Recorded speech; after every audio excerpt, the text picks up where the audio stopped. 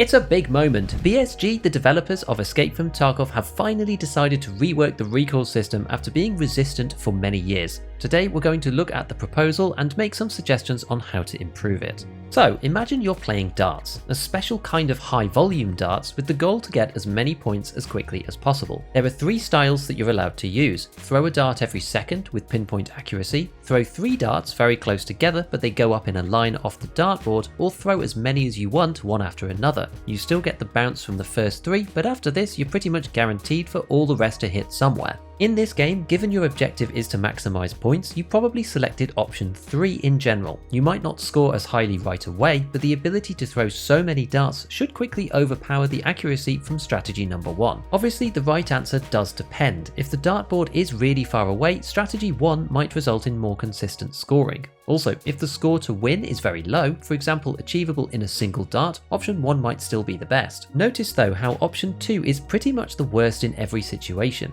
This darts analogy is basically how Tarkov's recoil system works now, and you probably guessed it already, but option 1 is semi-auto, 2 is burst, and option 3 is full auto, which is most people's default best strategy. Semi-auto does have its place in the current system when the distances are long and the points to win are low, which in our context means hitting a headshot, but at medium and short ranges often full auto is simply the best strategy overall due to a combination of high volume and low compensation required by the player after the initial burst of bullets. The Recoil rework teaser shown in July's Tarkov TV has some interesting adjustments. Firstly, semi-auto no longer bounces just up, but moves the aim point to another location randomly, and most importantly, the reticle settles in this new position. This is different, but not necessarily bad on its own. What this does do is make semi-auto less rhythmic. At the moment, in most semi-auto situations, you fire, wait for the reticle to resettle back to the original position, and fire again, which sets up a deliberate pattern of bang, bang, bang, bang each time, firing once the reticle has gone back to its starting location. Shifting the aim position after each shot though requires the player to manually adjust each time, but when taking fast follow-up shots might actually allow for a higher rate of fire than is currently possible, as on average the crosshair position shouldn't actually go anywhere. Sometimes it will move left, sometimes up, down, right, so other than random drift you may not have to wait for the vertical recoil to reset like you do now unless you're really spamming the trigger. Burst though is another story. From what we have seen, it looks like this is an entirely different model of recoil, with a vertical component added to the first 5 shots or so.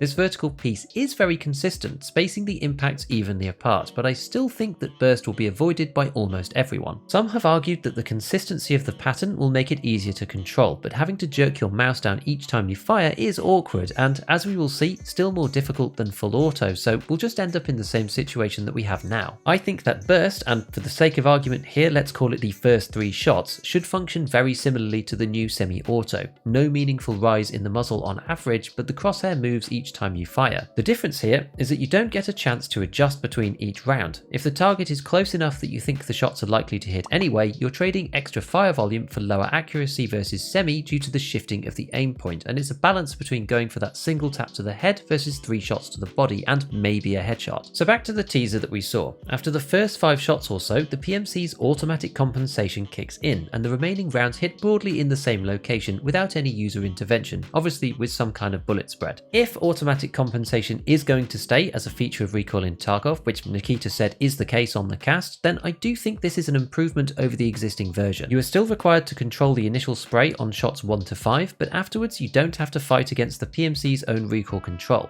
In the existing system, the auto compensation kicks in strongly, returning the weapon spray pattern to some kind of mid-level. This means that you have to pull down at the start, but then ease off and push the mouse back up again to counter the PMC's own compensation, which is just weird, and the reason that many players from other games find Tarkov's real system so bizarre. It's like having 2 people use the gun at the same time, both fighting to keep it steady but not able to feel the effects of the other one using the weapon outside of seeing where it's shooting. So now is a good time to ask the question, what exactly do we want out of the system? What is it that we want players to actually do? Boiling it down very simply, to start with, each of the fire modes should be balanced primarily by effective range. Semi-auto should be our default for long-range combat, blending into burst fire when the target is at a middling distance and probably when using something like a 4x. As we said before, semi versus full auto balance is not actually atrocious at the moment, because you do typically pick semi for longer ranges and full auto for close, but burst simply doesn't fit into the structure right now at all. Also, the effective ranges of semi, burst and full auto should be dictated at least in part by the power of the weapon system. High-powered rifles such as 7.62x39 should recoil more relative to low-powered ones such as 9x19 in such a way that you should feel more comfortable firing an MP5 on full auto at a longer range than something with more punch to it. So here's how I think it should go. So far, we're going from this system, where the weapon rises until the PMC compensation kicks in before flattening out, which means that to control it, the player has to pull down at first and push back again later to compensate. The new one that we saw has the first bullets rise consistently, and then the auto control is stable at the top of the pattern, removing the need for the push back up, which should really help to make the experience more consistent overall. But this still leaves burst in a funny spot, having to deal with the initial kick all of the time. If instead we extend the semi-auto system to the first few bullets, the reticle will randomly jump around the center but without constantly moving upwards. After shot 3 or so, we introduce the upward motion of the weapon to be controlled, settling at the top of the recoil pattern where it's then held in place by the PMC's automatic compensation. This gives a more gradual pattern to allow burst to be useful whilst keeping the required compensation for fully automatic fire. I imagine this new system like a cone. Full auto should have a wider spread than on burst, but it doesn't need to be crazy, just enough to make the balance between burst and auto sensible. Clearly, this will require testing to get the balance right. One important thing to note is that if you spam semi or burst, you should start to see the lift appear here too. The gradual rise should be a little bit like the heat system is currently. Each shot would add to this measure of vertical recoil, which drains away over time. If you shoot at a regulated rate, you don't start building up this vertical component, but as you fire more and more, the vertical piece doesn't have time to go away before the next shot, so it starts to build up and begins to lift up the weapon. This should be slow at the start though, so the weapon begins to rise at around shot 3 even on fully automatic. This way, all 3 fire modes are part of the same system, as it should be seamless to utilize each without having to cheese any of the mechanics for optimal gunplay. But this is only part of the story and isn't the end of what needs to be done here. Recoil touches on so many aspects of the game, and there are 3 other major factors that I think need to be adjusted as well. Number 1 is the visuals. It's hard to tell from the teaser, but it does look as if some of these have been fixed, but let's just state them here to be sure. Guns that sit on the player's shoulder, i.e. pretty much everything barring pistols, need to pivot around the shoulder rather than the pistol grip. This was most well popularized by YouTuber Spectator6 in his video The Flip is a Lie, and without it not only looks strange but contributes towards some of the other problems too. One of these is scope shadowing and eye relief. As the weapon twists upwards, the eye of our PMC in-game no longer aligns properly with the scope, meaning that we can't see through it correctly anymore, which begins to obscure the sight picture. This also makes some optics far superior to others.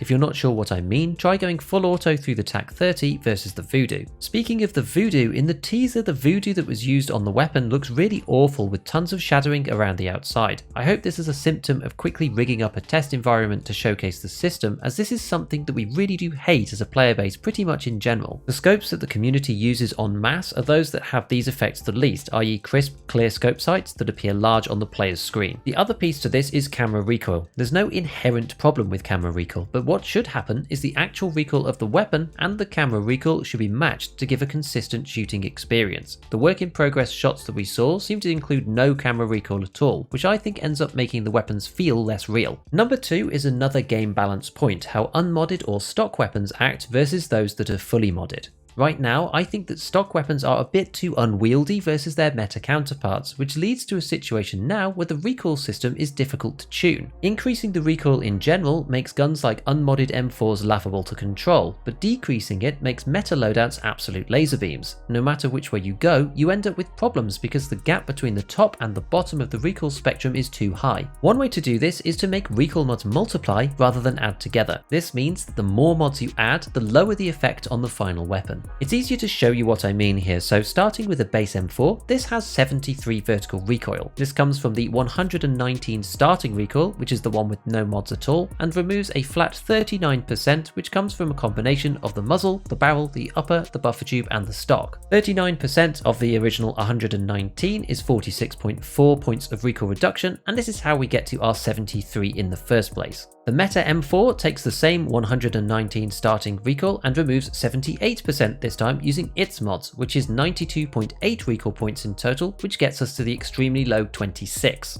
However, if you take the list of parts and instead use a multiplicative system, our Meta M4 would move from 26 recoil to 51, versus our stock weapon only going from 73 to 77.